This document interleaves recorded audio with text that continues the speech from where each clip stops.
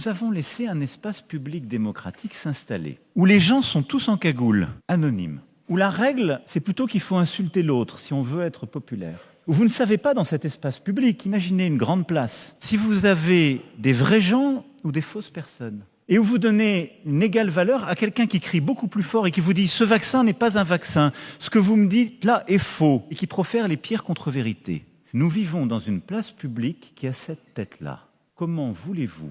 qu'il n'y ait pas une immense fatigue démocratique et des gens qui aillent de plus en plus vers le nervous breakdown? Je vais le dire en des termes plus directs. Nous avons eu l'immense naïveté de confier notre espace démocratique à des réseaux sociaux qui sont à la main soit de grands entrepreneurs américains, soit de grandes sociétés chinoises, dont les intérêts ne sont pas du tout la survie ou le bon fonctionnement de nos démocraties.